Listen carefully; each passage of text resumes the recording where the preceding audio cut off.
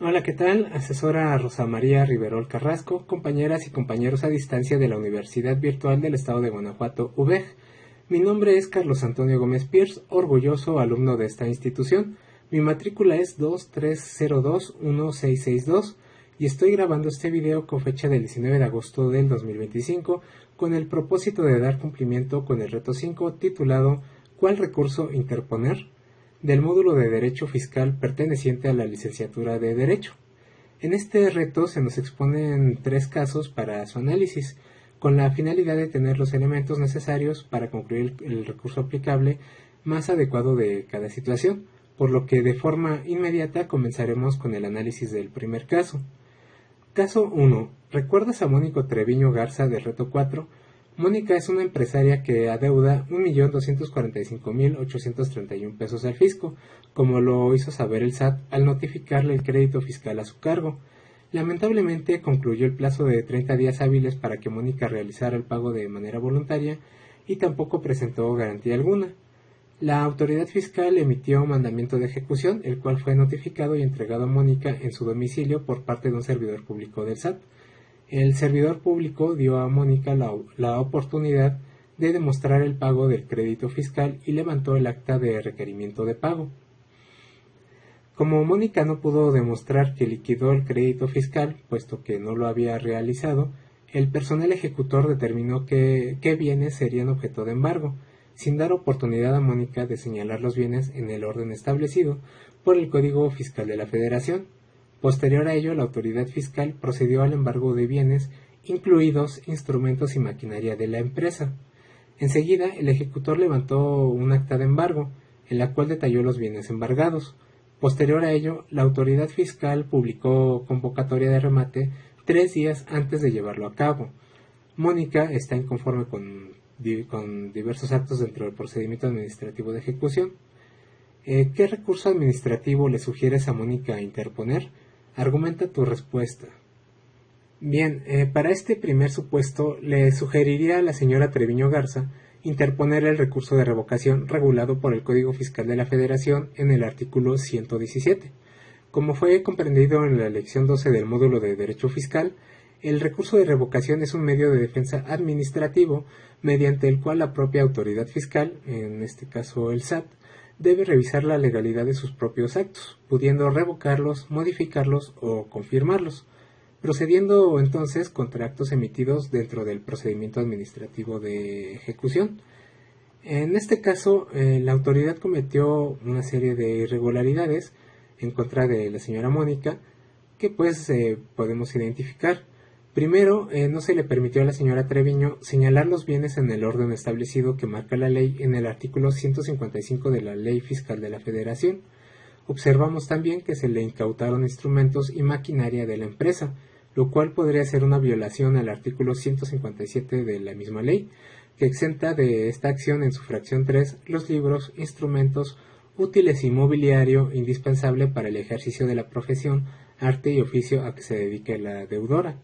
Sin embargo, cabe señalar que en la fracción cuarta del artículo en cita se nos presenta una especie de excepción que especifica que queda a juicio del ejecutor del embargo determinar si la maquinaria, los enseres y semovientes que se desean incautar son necesarios para la actividad ordinaria de la empresa.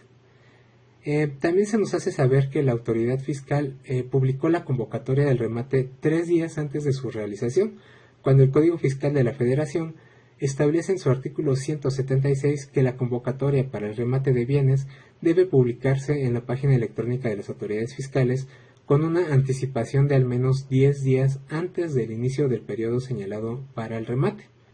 Por lo tanto, los actos identificados lesionan directamente los derechos de la señora Treviño como contribuyente, motivo suficiente para que la deudora pueda inconformarse mediante este recurso para que el propio SAT revise la legalidad de sus actuaciones y en su caso revoque o modifique lo que fue realizado de forma indebida. Esto podrá realizarlo dentro del plazo de 10 días hábiles siguientes a la fecha de la publicación de la convocatoria del remate, de acuerdo a las excepciones del artículo 121 establecidas en el artículo 127 del Código Fiscal de la Federación, que indica que en los casos en que el procedimiento administrativo no se haya ajustado a la ley, Las violaciones cometidas antes del remate solo podrán hacerse valer ante la autoridad recaudadora hasta el momento de la publicación de la convocatoria del mismo, y dentro de los 10 días hábiles siguientes a partir de ese momento. En ese mismo artículo se expone un plazo distinto en caso de que estén involucrados bienes inembargables. Sin embargo, como se mencionó anteriormente, si el ejecutor del embargo determinó que la maquinaria y demás instrumental no era necesario para la operación de la empresa, lo adecuado es aplicar el recurso de revocación bajo los términos ya señalados. Ahora, en el caso 2, vemos que pese a la recomendación dada a la señora Treviño, la resolución de su situación fue desfavorable. Veamos por qué. El caso 2 dice así: supón que, en el mismo caso hipotético anterior, Mónica interpone un recurso administrativo que la autoridad fiscal resuelve confirmando cada uno de los actos respecto de los cuales Mónica se inconformó. Sin embargo, ella insiste en tener la razón. ¿Qué recurso jurisdiccional le sugieres a Mónica interponer? Argumenta tu respuesta. Bien, en este segundo caso nos enteramos de que la autoridad fiscal resolvió de manera tal que confirmó los actos impugnados por la señora Mónica Treviño Garza. Ahora, como ella ya interpuso un recurso administrativo de revocación, lo procedente sería acudir a un medio de defensa jurisdiccional, es decir, deberá recurrir a un juicio contencioso administrativo ante el Tribunal Federal de Justicia Administrativa, el cual, como inferimos en los artículos 1 y 2 de la Ley Federal del Procedimiento Contencioso Administrativo, tiene la finalidad de que un órgano imparcial y con funciones jurisdiccionales revise la legalidad de los actos de la autoridad fiscal a petición del recurrente.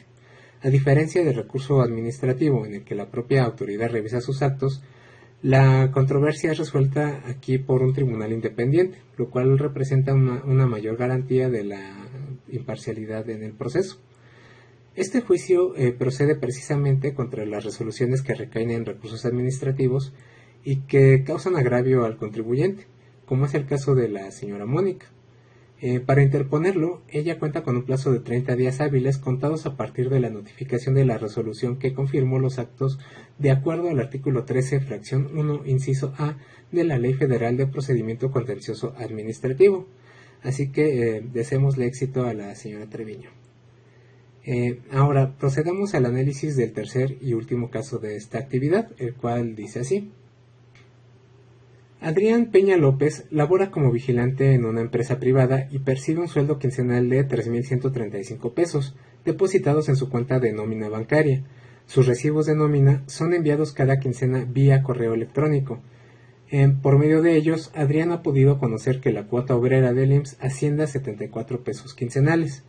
Sin embargo, en el último recibo de nómina, Adrián se percató de que el monto de la cuota obrera del IMSS ascendió a 138 pesos, lo cual le pareció excesivo, además de no coincidir con la cuota de las quincenas previas. Por supuesto, Adrián está inconforme. ¿Qué recurso le sugieres a Adrián interponer? Argumenta tu respuesta. Bien, en este caso concluyo que para Adrián Peña López lo procedente sería imponer el recurso de inconformidad previsto en la Ley del Seguro Social. Este es un medio de defensa administrativo precisamente previsto en la Ley del Seguro Social, mediante el cual los trabajadores, patrones o beneficiarios del IMSS pueden impugnar actos o resoluciones que lesionen sus derechos emitidos por esta institución.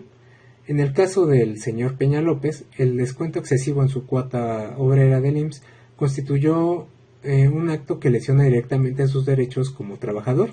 Fue un aumento irregular, injustificado y en perjuicio de su salario. Este recurso deberá presentarlo ante el Consejo Consultivo Delegacional del IMSS dentro de los 15 días hábiles siguientes a aquel en que tuvo conocimiento del descuento indebido, acreditándolo con el recibo de nómina en el que aparece reflejado el susodicho descuento. Si el señor Peña presenta el recurso de inconformidad, puede lograr que el IMSS dé revisión a este acto y en su caso pues ordene corregir la cuota y se le devuelva el excedente de la cuota que se le fue retenida. El sustento jurídico con el cual es posible justificar la resolución de la interrogante en este caso lo podemos obtener del artículo 294 de la Ley del Seguro Social, que dice lo siguiente. Artículo 294. Cuando los patrones y demás sujetos obligados, así como los asegurados o sus beneficiarios, consideren impugnable algún acto definitivo del Instituto, podrán recurrir en inconformidad en la forma y términos que establezca el reglamento, o bien proceder en los términos del artículo siguiente. Las resoluciones, acuerdos o liquidaciones del instituto que no hubiesen sido impugnados en la forma y términos que señale el reglamento correspondiente se entenderán consentidos. Esto último indicándonos que si Adrián Peña López no presenta el recurso de inconformidad antes del plazo establecido de 15 días hábiles, se considerará que estuvo de acuerdo con dicho descuento y ya no podrá recurrir. Sin más, espero que este trabajo haya sido de su agrado y que haya cumplido con las expectativas de la asignatura. Les agradezco el favor de su atención, me despido, hasta luego.